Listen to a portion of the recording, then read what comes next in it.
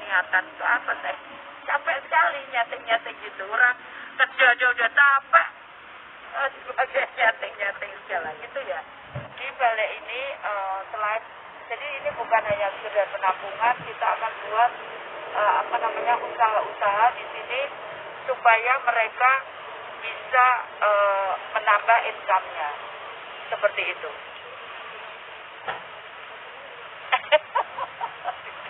Ya saya gimana bisa nyeting itu.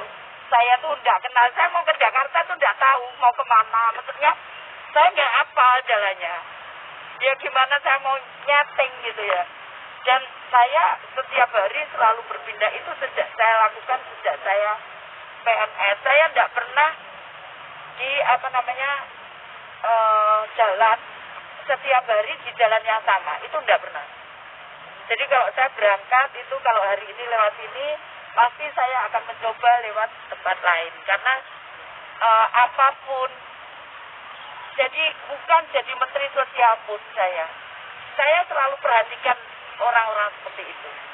Jadi pernah suatu saat saya sebagai wali kota Surabaya, saya pergi ke Jakarta. Nah ada orang tidur di tempat sampah, ada saksinya itu Bu. Saya nggak enak. Kalau saya biarkan dia mati, saya berdosa.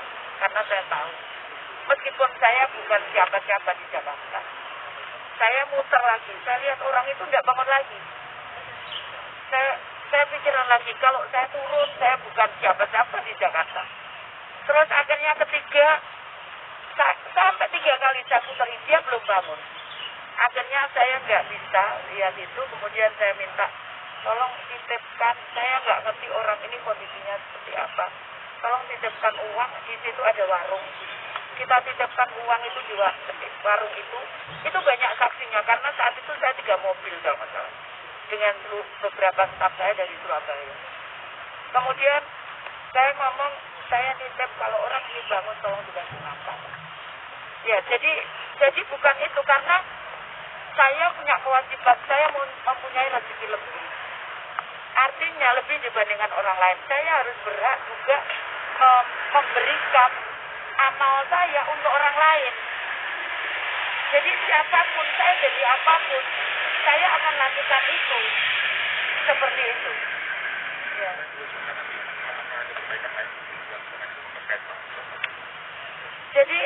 Jadi kan gini, tadi sudah saya sampaikan, sebelumnya saya nggak berusaha. Saya hanya ke kantor lewat ketemu gitu. Jadi itu yang terjadi. Nanti bisa ditanya sumber saya nggak masuk kemana-mana, memang saya, mohon maaf, itu juga untuk keamanan saya gitu. Karena dulu kenapa saya selalu lewat berubah-ubah. Dulu misalkan saya nutup doli, saya diancam dibunuh, dan saya nggak punya pengamanan. Makanya saya harus mengamankan diri saya. Caranya adalah lewat yang berubah-berubah gitu. Nah, jadi seperti itu. Nah, kemudian tadi yang saya sampaikan, jadi sebetulnya kalau secara teori mereka lah yang paling berhak untuk mendapatkan bantuan itu. Namun mereka tidak bansos atau apapun itu, mereka berhak gitu ya. Namun mereka tuh, ya mohon maaf, mereka tidak bisa mengakses itu. Yang pertama, mereka tidak punya identitas. Kemarin sebagian besar tidak punya identitas, makanya ada hilang, ada macam-macam, karena sudah sekian tahun mereka tidak punya uang untuk mengurus identitasnya itu, untuk pembaruan identitas. Ada juga yang memang memang ya tidak diurus, mungkin dia takut untuk bayar atau apa. Sehingga kenapa nanti hari Rebu saya menguruskan identitas mereka dengan Kementerian Dalam Negeri. Jadi Kementerian Dalam Negeri akan menyiapkan peralatan untuk mereka, kita cek semua mereka asalnya dari mana. Kalau memang sudah benar, maka akan dikeluarkan identitas kependudukannya. Nah setelah itu kita bisa bantu mereka. Karena kalau mereka tidak ada data, kan kita juga dari mana, nanti kan keluar dari data kependudukan. Padahal sebenarnya secara real mereka sah sebagai warga negara Indonesia. Namun secara de jure mereka tidak bisa. secara de facto mereka warga negara Indonesia, tapi de jure-nya belum gitu karena mereka tidak punya. Nah ini yang harus disiapkan mereka supaya mereka punya identitas. Nah setelah itu kita baru bisa bantu turunkan untuk yang tadi bantuan tadi gitu. Nah kemudian tidak cukup itu karena kalau mereka segera bisa keluar dari kemiskinan, maka bukan hanya itu. Karena apa? Karena pastinya kalau dia punya istri atau apa tentunya kurang dengan nilai sekian. Nah makanya kita berikan dia pelatihan, kita berikan dia kalau orang ngomong pancingnya atau kolamnya sehingga mereka bisa berusaha. Nah kenapa begitu? Supaya mereka dapat tambahan income. Nah kalau mereka dapat tambahan income, maka mereka akan segera bisa keluar dari kemiskinan. Itu yang saya lakukan selama ini dan bisa dikatakan itu saya sampaikan. Saya mulai 89 kelompok dari ibunya tukang becak, macam-macam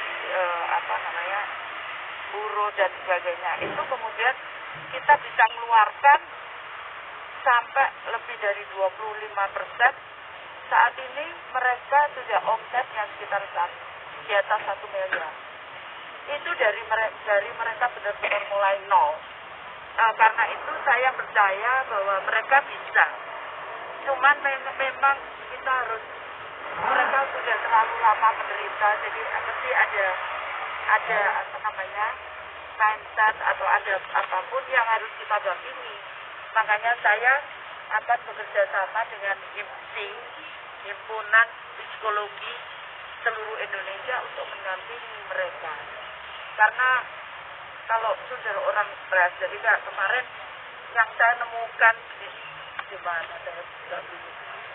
Jadi dia tuh nyebrang, bukan yang ditabrak, yang perempuan itu nyebrang dia. Saya ngomong ini kok nyebrang di jalan.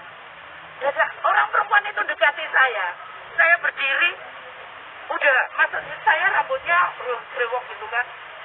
Dia berdiri dekati saya malahan. Saya ya bingung gimana nih. Dia yang dekati saya. Terus saya tanya, ternyata dia penderita, mohon maaf kan. Dia penderita kusta. Saya lihat dari tangan-tangannya. Terus saya sudah makan belum? Aku lapar. Oke, terus saya belikan makanan. Jadi lagi nggak ada saya niatan untuk apa. Saya capek sekali nyating gitu. Orang kerja aja udah capek. Sebagai nyating segala. Itu sebenarnya adalah untuk mengurangi pengeluaran, maka dengan bantuan. Tapi mereka tidak cukup di situ. Kalau kita mau keluarkan mereka dari kemiskinan, maka harus ada tambahan pendapatan untuk mereka bisa survive dan keluar dari garis kemiskinan. Teorinya seperti itu. Jangan lupa di subrek. Terima kasih.